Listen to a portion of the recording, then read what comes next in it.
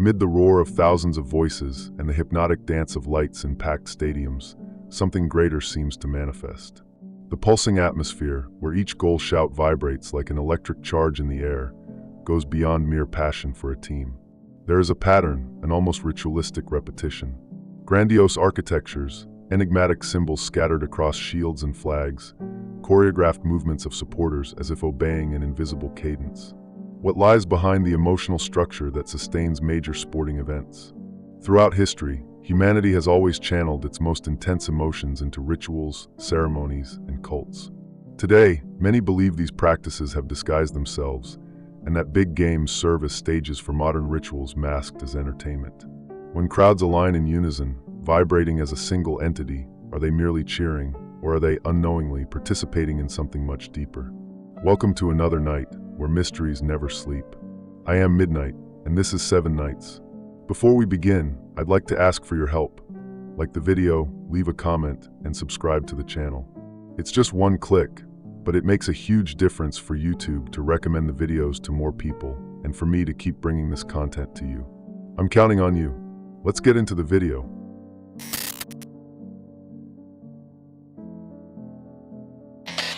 Imagine for a moment what happens when more than 50,000 people gather in the same place, all focused, vibrating, and shouting in the same direction.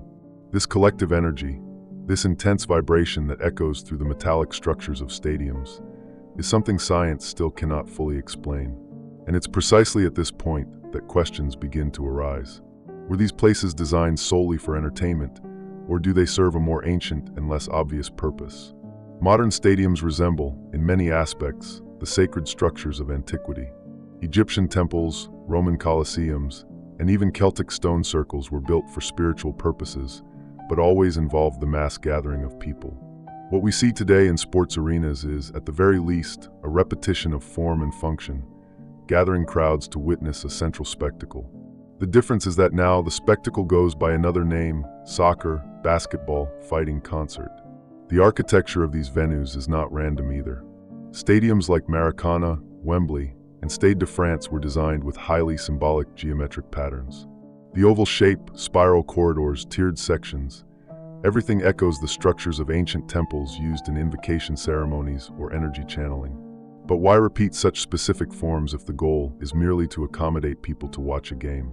Some architects and scholars of sacred geometry suggest that these shapes facilitate the circulation of emotional energy. When a crowd literally vibrates at the same time, a dense energy wave is generated that resonates throughout the environment. This is not metaphorical. Sensors have already detected electromagnetic field changes in places with large emotional gatherings. In other words, stadiums are true power plants of human emotion. That energy is not wasted. It moves, accumulates, and charges the space. During a tense game, the air seems heavier. People sweat, scream, kneel. All of this creates a collective tension that transforms into a common frequency. A frequency that, according to some occult theories, can be manipulated, directed, or even absorbed. The lingering question is, by whom? The center of the stadium, the pitch, is treated almost like an altar. No ordinary person can step there. It's sacred. The space is maintained with technical rituals: irrigation, trimming, soil purification. Only the chosen ones have access: athletes who follow strict rules, who align before the match begins, who perform repetitive gestures. The match ceremony has a beginning, middle, and end, and is marked by specific symbols and sounds. Doesn't it sound like a disguised ritual? And it doesn't stop there. During major events, especially finals or symbolic matches, there's the use of pyrotechnics, synchronized lights, drones forming images in the sky, anthems echoing like ceremonial chants. All this happens while tens of thousands of people concentrate emotionally on the same point. It's a rare collective focus, hardly replicated in other everyday situations. There are interesting records about the selection of land where stadiums are built. In London, for example, the old Wembley Stadium was demolished and rebuilt exactly on the same spot, an area considered by mystics to be an energetic convergence point. Coincidence or silent tradition? In Rome, the Olympic Stadium sits near ancient ceremonial paths. Are certain locations being reused for a purpose that only a few understand? The idea that stadiums are modern temples gains even more strength when observing fan behavior. They dress in symbols, chant almost hypnotically, follow rituals before, during, and after the games. They arrive early, make offerings, drinks, food, objects at the feet of idol statues, and respect unwritten codes of conduct. All of this is a modern form of devotion, even if unconscious. Each week, thousands return to these emotional temples. Repetition transforms the act into liturgy, and the more intense the devotion, the more powerful the experience becomes. Science calls it collective catharsis. Certain occult schools call it energetic invocation. And this is where denser theories arise. What if the energy generated isn't just being felt, but harvested? Some theorists point out that certain game dates coincide with important astrological events: eclipses, solstices, planetary conjunctions. Is it just a calendar coincidence or a calculated alignment? Because if energy is being massively released on those days, why not use it in a more strategic way? There are also curiosities about statues and monuments strategically positioned at stadium entrances. Many have open arms, fixed eyes, and postures resembling ceremonial sentinels. Are they merely artistic representations, or symbolic guardians of something that's not meant to be named? The point is not to say that every stadium is a portal, or that every game is a ritual. But when you place all these elements side by side, the architecture, the collective behavior, the emotional synchronicity, the symbols, the pattern begins to form. And the question inevitably arises, could it be that what we call a spectacle is really just that?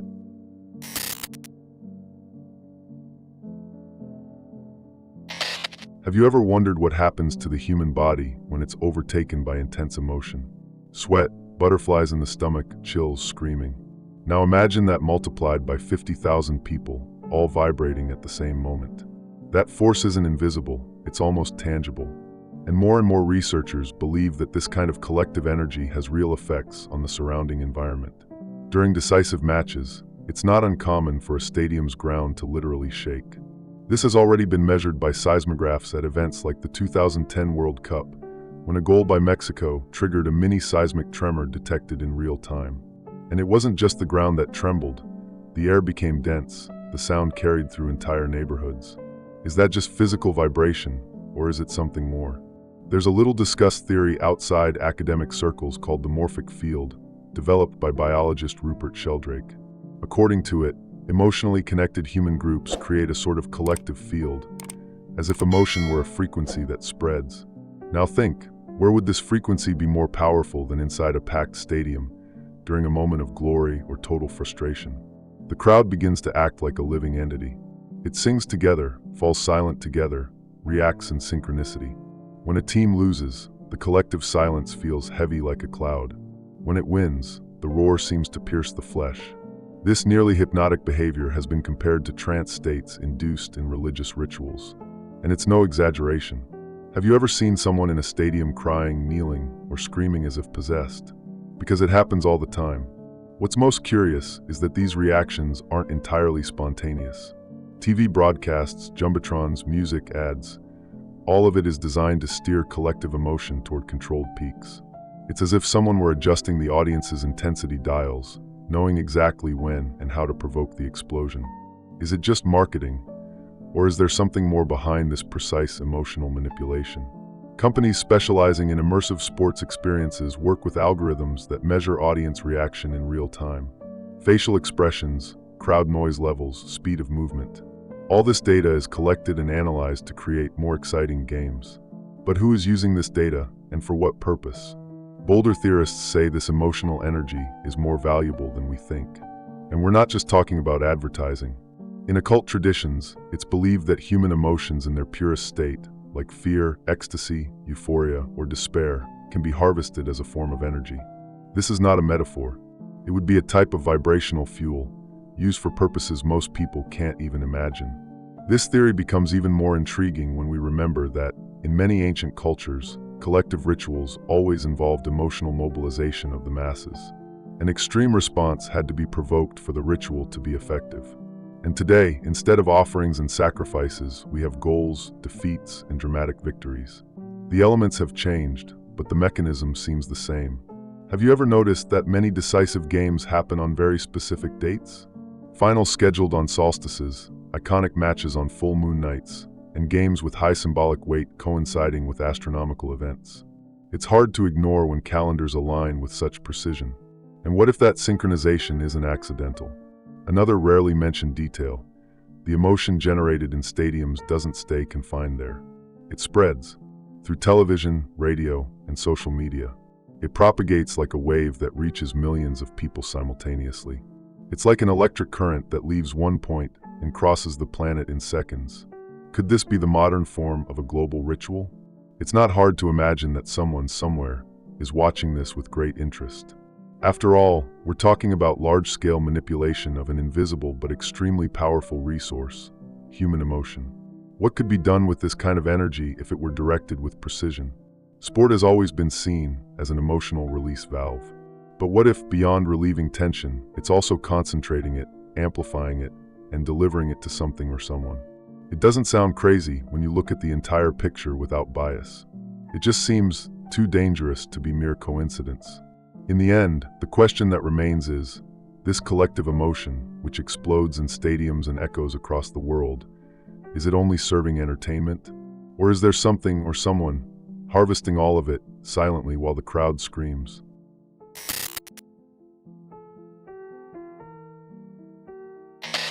Organized supporter groups have always been seen as the beating heart of any stadium. They set the rhythm of the stands, initiate chants, lead gestures, and often turn a simple match into a spectacle of its own. But if we look closely, what seems like pure passion may reveal something more ritualistic, carefully orchestrated, almost like a modern cult. These groups have their own symbols, codes of conduct, standardized clothing, and even internal hierarchies. Their structure resembles much more a fraternity or a sect than a regular fan group. They have leaders, initiation rituals, internal punishments, and unspoken rules known only to the insiders. Why would so much secrecy be necessary to celebrate a team? The choreographies performed by these groups, called mosaics or typhos, are another intriguing element. In various games around the world, these displays involve thousands of people executing synchronized movements, raising flags with geometric patterns, and chanting in unison. The result, seen from above, resembles giant mandalas. But why go to such lengths to maintain a ritualistic aesthetic? The use of symbols is also not random. Many flags feature skulls, eyes, animals with esoteric meanings, inverted crosses, numbers with mystical weight, and even subtle references to secret societies. In some cases, the designs are replicas of ancient war crests or icons from occult orders. Could all this just be artistic coincidence, or is there a silent intention behind it? It's not uncommon for supporter groups to perform choreographies at specific moments in a game, before the players enter, during the national anthem, or on symbolic dates. In clubs like Galatasaray in Turkey or Partizan in Serbia, there are records of eerily detailed choreographies, where the images formed by the flag suggest invocations, pacts, or symbolic sacrificial rituals. How is it possible to organize something so complex without prior planning? And more importantly, why? Sound also plays a crucial role. Supporter chants aren't just cries of encouragement. Many have a repetitive cadence, tribal rhythm, and words that repeat like mantras. In some cases, they last more than 15 minutes without interruption. This continuous repetition has a proven effect on mental states, capable of inducing light trance states. If that happens with one person, imagine an entire crowd. Supporter groups like Boca Juniors in Argentina, Borussia Dortmund in Germany, or Flamengo in Brazil are globally known for the strength of their chants. But on some occasions, the intensity has been so overwhelming that players reported sensations of pressure in the chest, confusion, and even emotional emptiness. Is it just psychological impact, or a side effect of energy being manipulated in the environment? There are reports of organized groups rehearsing choreographies for weeks. These are secret rehearsals, outside the stadium, where each gesture is fine-tuned with precision. This isn't limited to soccer. In major fight events, like UFCs in certain countries, the audience also begins to react in patterns. And the more these patterns are repeated, the more they seem to follow a logic, no longer spontaneous but structured. On some occasions, supporter groups perform true rites of passage. Matches considered historic are treated as sacred dates. Objects are burned, silent marches take place, specific clothing is required. The behavior resembles religious or military ceremonies, with elements of theatricality and absolute devotion. The most unsettling part? Many of these rituals are repeated generation after generation, even without a clear reason for their origin. The idea that these supporter groups act as emotional priests is not far-fetched. They summon, guide, and close the emotional states of the crowd. They steer the stadium's vibration. In many cases, the game seems to revolve around them, not what's happening on the field. This gives these groups a power that goes far beyond simple support. They become channels. Studies on group psychology show that choreographed movements increase the sense of belonging, but also reduce individual critical thinking. The individual dissolves into the crowd. This is an ideal condition for mass rituals. The brain enters a collective response mode. And in this state, anything emotionally inserted, an image, a word, a symbol, is imprinted much more strongly.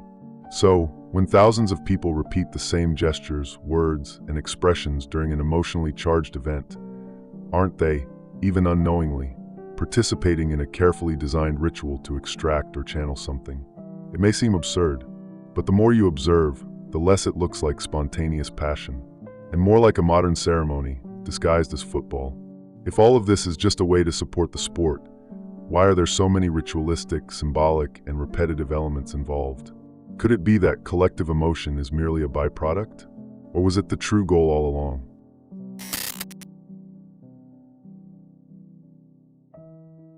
Many people look at club crests as simple representations of identity, but a closer look reveals that many of these symbols carry something beyond sports history.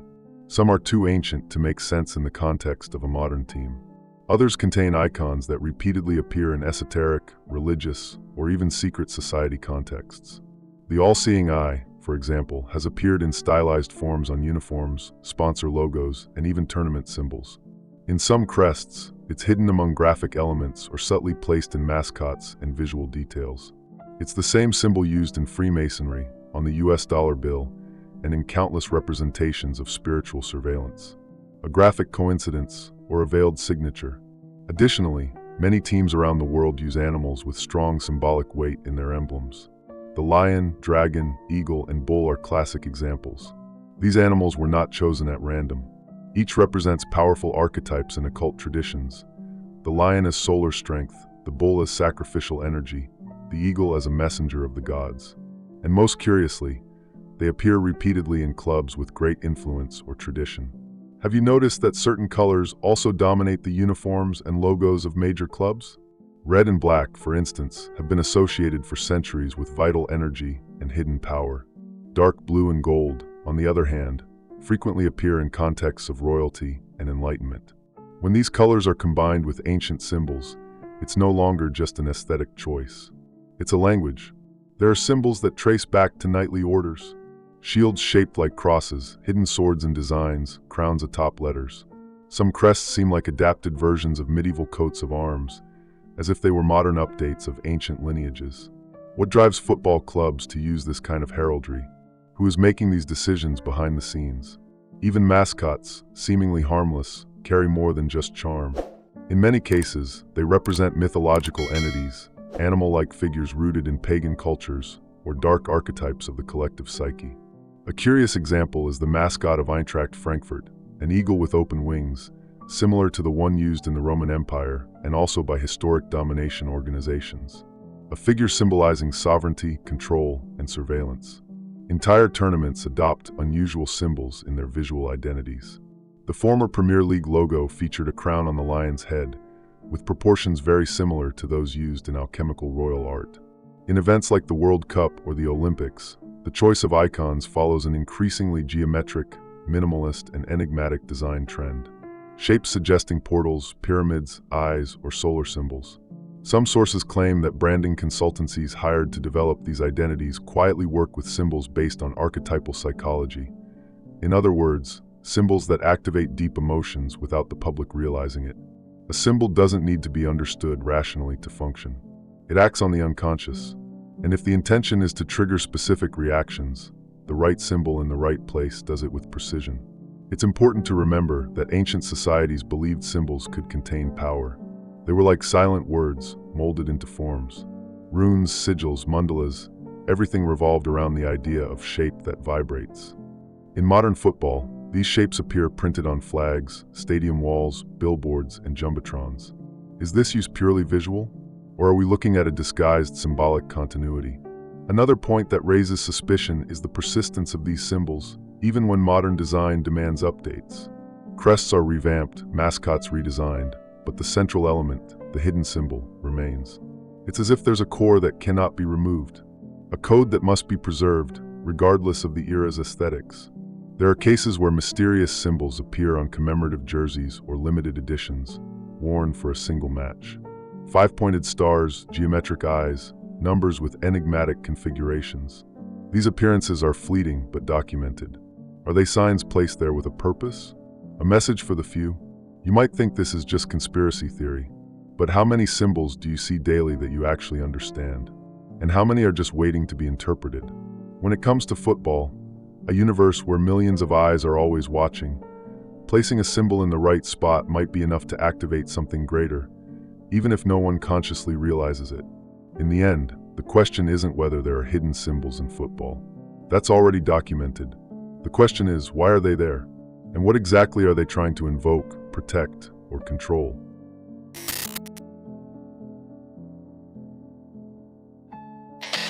Match fixing is an old topic in sports.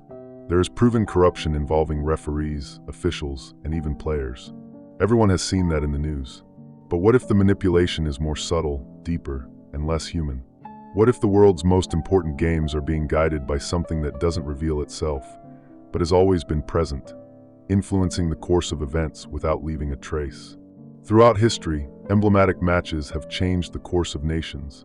In 1969, a game between Honduras and El Salvador intensified tensions that led to the so-called Football War. In 1998, Brazil lost the World Cup final to France under circumstances still considered suspicious, including Ronaldo's collapse just before the match. Were these just accidents, or are there hidden patterns in such decisive moments? Some researchers study the repetition of certain behaviors in historic finals: dramatic penalty shootouts, last-minute injuries, unexpected red cards. When you line up all these events, a pattern begins to emerge. They're almost cinematic scripts, loaded with extreme emotion. And curiously, they always favor the largest audience, the greatest emotional charge, and the biggest financial interests. But what if it's not just profits at stake? In some esoteric traditions, it's believed that emotional chaos is a powerful energy, and that certain rituals depend on this charge. It's no coincidence that in many ancient cults, the climax of a ceremony was marked by a moment of extreme tension. Today, that moment might be the decisive penalty, the last-second goal, or the unexpected comeback. What seems unpredictable may, in fact, be carefully designed to generate maximum emotion. A theory circulating in discrete forums suggests that some important games are charged with ritual intent.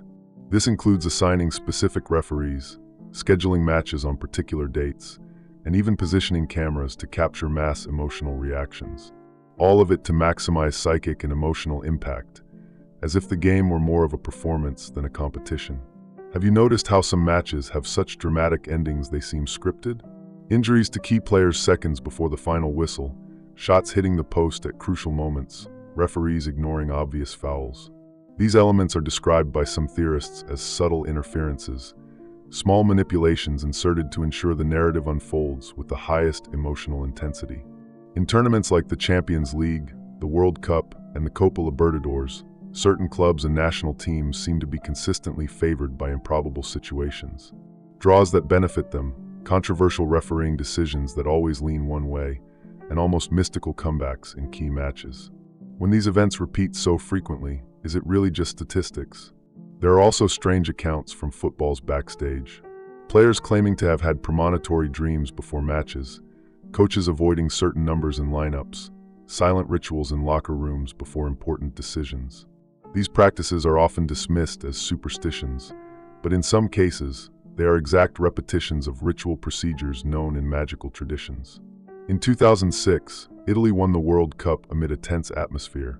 That same year, match-fixing scandals exploded in Italian football. The national team won amidst the chaos, and the victory was used to restore national pride. A similar situation occurred with Argentina in 1986, at the height of an economic and social crisis. Political and spiritual coincidences, or manipulations of a greater reach. Some suggest that the players themselves may be used as conductors of emotional energy. The charisma of certain athletes goes beyond the game. They are idolized, followed, revered. They appear in billboards, ads, political speeches. They are figures of devotion. And the more intense this devotion, the greater the energy circulating around them. If someone knew how to channel that, they'd have power beyond imagination. And what about when the impossible happens?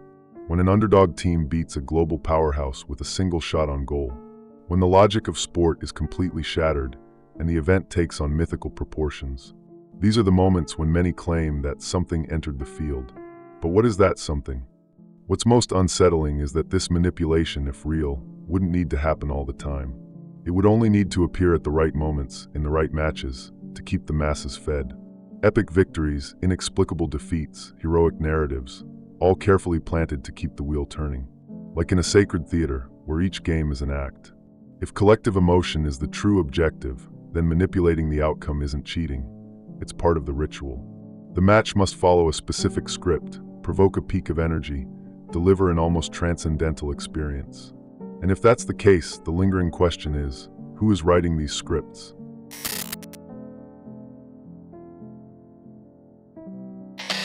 For centuries, discrete societies have influenced power structures in silence.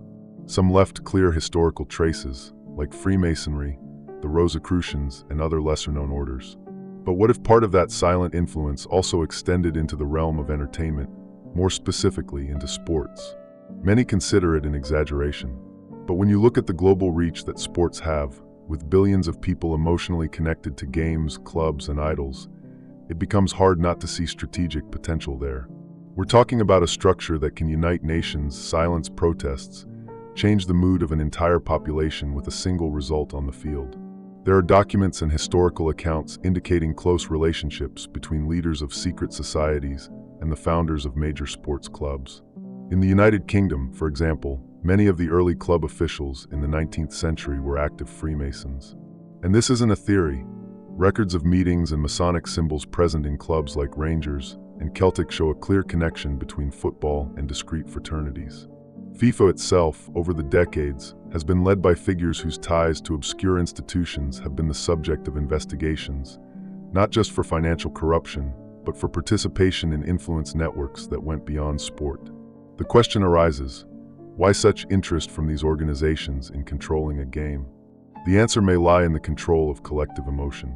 If sport is capable of mobilizing crowds, altering moods, channeling frustrations, and creating idols, then it becomes a valuable tool for any structure that seeks to maintain silent dominion over large masses. There's no need to censor or repress. Just channel. Direct. The idea isn't new.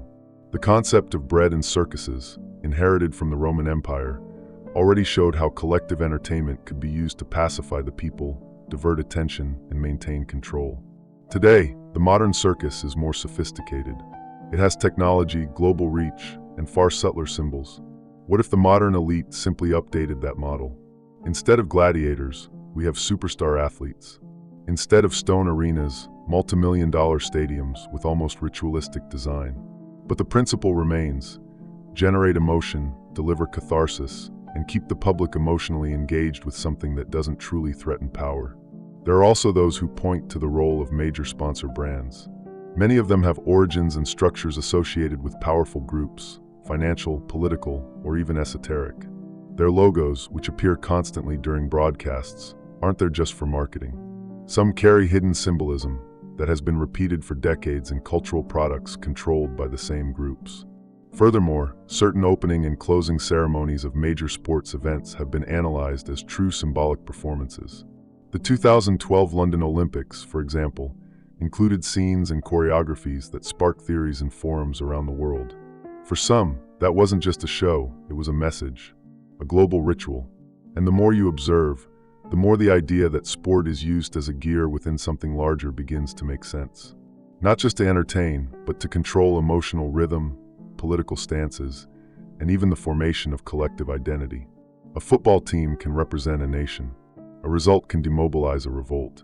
A player can become a symbol of obedience or rebellion. The question that must be asked is, who is behind these decisions? Who determines which symbols will be printed on a national team's jersey? Who chooses the emotional scripts for the advertising campaigns surrounding sport? And more importantly, Why do all these elements seem to follow the same aesthetic and symbolic patterns for decades? You don't have to believe in every theory to notice there's a pattern. A well-established structure capable of influencing billions of people, not just through love of the game, but through what the game represents. When you combine collective emotion, ancient symbols, political power, and media influence, the result is more than entertainment. It's an architecture of control. And if that architecture was built gradually with elements meticulously placed, then perhaps sport is much more than a spectacle. Perhaps it's the key to a modern ritual in which everyone participates, but almost no one notices. Throughout this journey, we've observed what once seemed like mere passion for the sport under a new light. Stadiums as temples, fans as devotees, mascots as archetypes, matches as rituals, each element carefully positioned to construct more than a spectacle, a charged environment, shaped and perhaps guided by invisible forces. Emotions channeled on a massive scale, ancient symbols repeated to exhaustion, and patterns that repeat too often to be ignored. The question is no longer whether it's real, but why no one wants you to notice. If the great arenas are indeed stages for something greater, the game doesn't end with the final whistle. It continues silently in emotional reactions, in mass celebrations, in defeats that shake nations. This story is just one piece, and someday, maybe you'll see the whole puzzle. If this made you think, subscribe, like the video. It helps the channel grow. Don't forget to share. After all, more voices mean more discoveries.